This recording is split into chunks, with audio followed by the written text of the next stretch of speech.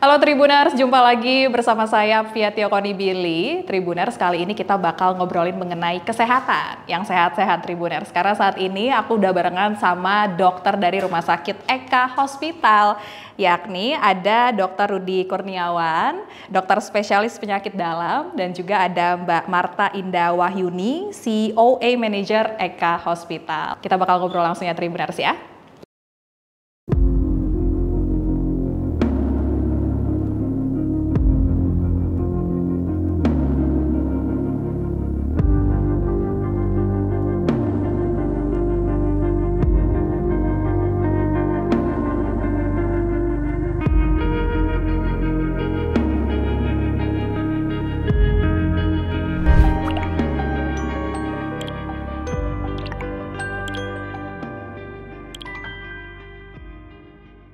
Nah, Tribuners, barengan sama dokter dari Rumah Sakit Eka Hospital, kita bakal ngobrolin mengenai penyakit diabetes Tribuners. Karena ini penyakit yang diam-diam ternyata ada di antara kita dan banyak ya dok ya, ternyata ya dok ya, yang mengidap penyakit ini. Dan tapi gejalanya tuh nggak dirasain ya dok ya. Betul banget. Mungkin dokter bisa jelasin dulu nih dok kepada Tribuners gejala-gejalanya dan yang paling signifikan. Kalau misalnya Tribuners ngerasain hal ini, kayaknya harus benar-benar harus cek ke dokter deh dok.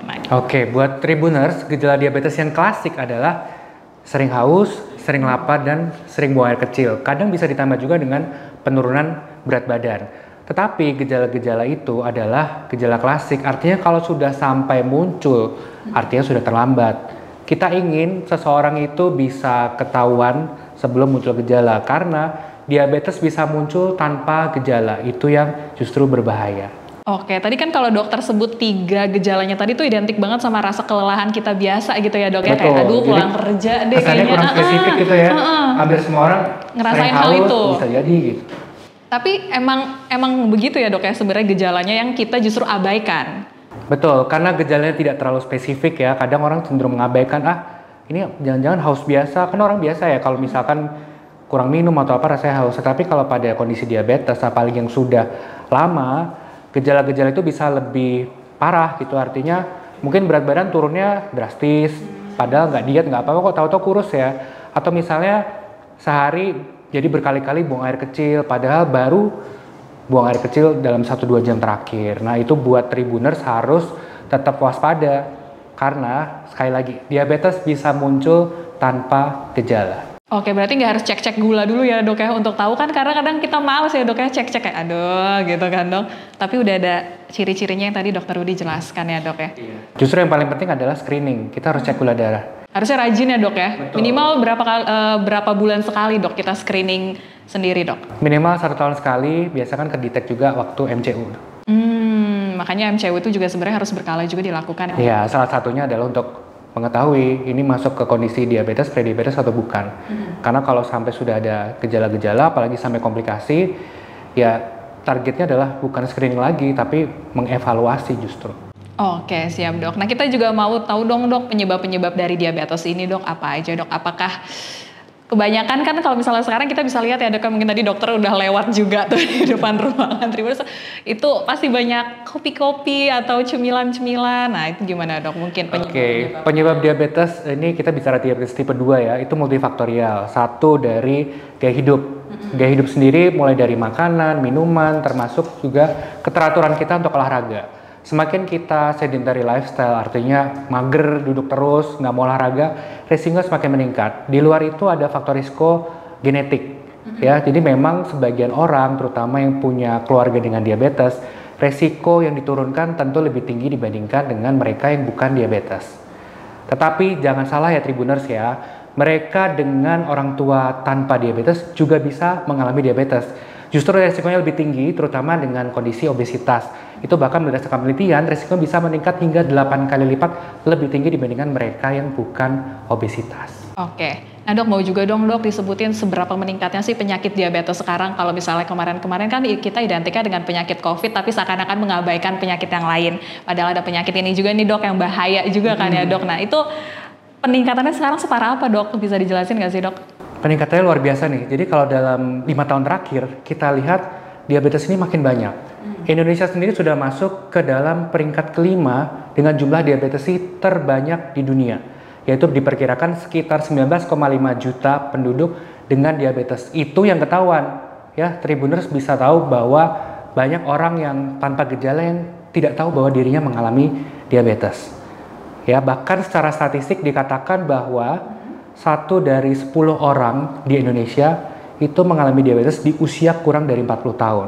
Jadi kalau dulu menganggap bahwa diabetes itu adalah penyakit orang tua, saat ini juga bisa menyerang anak muda. 30-an udah kena diabetes, bahkan ada yang 20 tahunan terkena diabetes. Oke, siap. Nah itu bahayanya, treatmentnya itu gimana dok? Setelah kita tahu kita ada diabetes, kalau misalnya kita lihat ya dok, mungkin ada yang kayak suntik insulin atau apa gitu dok. Oke. Untuk penanganan diabetes, memang pertama lifestyle ya. Yang kedua, kita harus tahu screening untuk komplikasinya. Jadi diabetes itu tidak hanya soal gula darah, tapi justru yang lebih penting adalah bagaimana kita bisa mengevaluasi komplikasi apa sih yang sudah terjadi pada seorang pasien tersebut. Karena ketika ada komplikasi, pengobatannya tentu akan berbeda. Di sini kita berbicara diabetes tipe 2 yang terjadi akibat gangguan insulin. Terjadi resisten, tubuh kita punya tetapi tidak mampu mengoptimalkan kerja insulin, akibatnya gula darah tinggi. Pengobatannya satu, dengan obat-obatan minum sekarang sudah banyak sekali jenisnya. Baru setelah itu adalah dengan suntikan insulin. Suntikan insulin ini tidak hanya untuk orang yang bilang, waduh udah parah ya pakai insulin, belum tentu. Kadang kita menentukan bahwa ini perlu turun lebih cepat, misalkan rencana operasi atau misalkan ibu hamil yang mengalami diabetes, salah satu pilihannya adalah dengan insulin. Rata-rata orang Indonesia beranggapan nih insulin bikin ketergantungan, padahal bukan ketergantungan tetapi adalah kebutuhan bila memang ada indikasi. Oke, siap dok. Nah mungkin kita ke Mbak Marta dulu nih dok ya, karena nih dari Rumah Sakit Eka Hospital sendiri gimana nih dok Mbak? Lihat tadi kan kita datanya ternyata udah banyak banget. 1 di antara 10 di antara kita tuh ternyata sekarang terkena diabetes. Nah dari Rumah Sakit Eka Hospital tuh ada campaign apa untuk mencegah penyakit ini semakin membludak gitu dok? Nah kita melihat dari bulan ini, bulan November ini adalah bulan diabetes. Karena tanggal 14 November itu adalah hari diabetes di dunia. Jadi kita buat campaign ini untuk memberikan edukasi selama 1 bulan full. Jadi kita gunakan saat ini kan mungkin anak muda ya, menggunakan media sosial. Jadi kita gunakan untuk Instagram Eka Hospital dan juga Instagram dari DCC. Kita memberikan edukasi di situ. Kemudian kita membuat event dari IG Live. Kemudian ada juga health talk yang ada di Eka Hospital di Pekanbaru dan juga di Eka Hospital Bekasi. Oke, siap. Atau mungkin ada program-program lain gitu yang bisa diikutin Tribuners, misalnya pengecekan atau gimana tuh? Mungkin ada promo-promo gitu kan, pasti suka dinanti gitu Mbak. Kalau seandainya tadi kita bilang ini bulan ini adalah bulan dari diabetes. Jadi kita memberikan promo-promo khusus nih.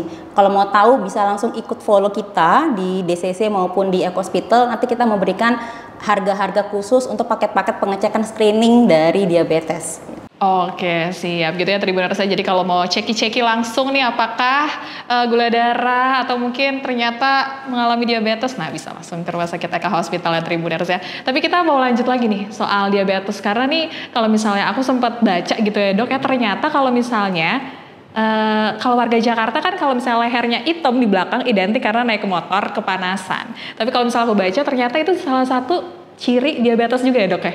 Betul, salah satu itu bisa muncul kelainan pada kulit sehingga warnanya lebih menghitam ya. Orang bilang, kok lehernya hitaman gitu ya. Padahal nggak pernah kena sinar matahari secara langsung. Ternyata menjadi salah satu dari ciri diabetes. Jadi dia emang berpengaruh juga sama kesehatan kulit juga ya? Betul. Jadi diabetes ini memang kita bilang biang dari segala penyakit. Kena mata bisa, kena ginjal, kena jantung, kena kulit, kena saraf. Pokoknya macam-macam. Oleh karena itu penting sekali untuk melakukan screening terhadap komplikasi-komplikasi tersebut. Karena makin ketahuan lebih awal, tentu treatment atau penata laksananya akan jauh lebih baik dengan hasil yang akan lebih optimal juga. Oke, siap dok. Mengenai tadi dok yang kayak kumpulan item-item di leher gitu ya dok ya, itu emang kenapa dok? Kulitnya kenapa? Apakah dia jadi, kan kalau misalnya kita kan bisa biasa membersihkan diri, dia udah nggak mampu lagi dok ditolong sama sabun-sabun kita. Iya, kulit hitam ini bukan karena kotoran gitu ya, tapi bagaimana prosesi melanin itu lebih banyak di situ. Jadi gangguan pigmen di daerah tertentu di kulit, salah satunya di bagian belakang leher bisa menjadi salah satu tanda dari diabetes. Oke, ya Tribuners, saya tadi dokter udah bilang ini kalau misalnya penyakit diabetes ini bisa menjalar ke mana-mana, ya dok ya. Bahkan kalau misalnya kita ngediemin penyakit ini tuh gimana dok? Wah, itu tentu nggak boleh terjadi ya. Sekali ketahuan diabetes, kita harus evaluasi. Karena begitu kita tidak melakukan evaluasi terhadap komplikasi, bila terlambat, penanganannya akan jauh lebih sulit. Ya, selain sulit, kualitas hidup terganggu, lebih mahal juga akan lebih repot. Dan outcome-nya tidak sebagus bila kita mengetahui dalam kondisi lebih awal. Memang repot sih evaluasi diabetes, tapi itu penting karena saat ini target pengobatan adalah berdasarkan komplikasi-komplikasinya. Berarti ini salah satu penyakit yang juga turut meningkat setelah COVID nggak sih dok, diabetes ini dok? Ya, saat ini memang kita lihat diabetes meningkat. Bisa ada dua hal nih.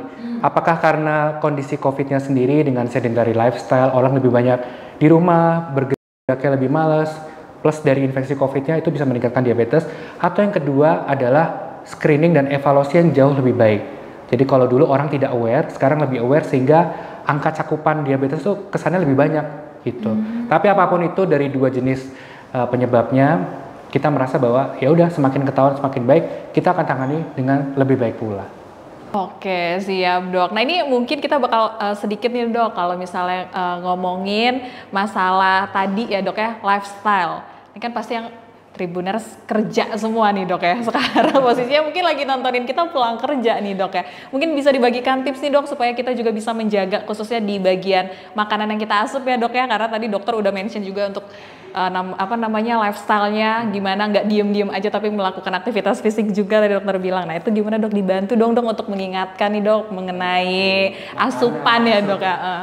Buat Tribuners, makanan itu memang tricky. Saya rasa banyak yang udah tahu ya bahwa Kementerian Kesehatan dan WHO juga memberikan campaign terkait isi piringku, di mana 1/4 porsi adalah karbohidrat, 1/4 porsi adalah lauk pauk, dan setengah porsi adalah sayur buah. Bagi sebagian yang tahu tetapi sulit melakukan, ya itu kadang menjadi fakta kita sehari-hari. Karena untuk menerapkan makanan sehat atau hidup yang sehat termasuk minuman, itu perlu satu ekosistem kesehatan yang bagus. Contoh misalkan buat para Tribuners yang kerja di kantor, pengen makan sehat tapi kadang kantornya tidak menyediakan, itu kan menjadi salah satu hambatan. Atau mungkin bisa membawa bekal sendiri, itu lain cerita.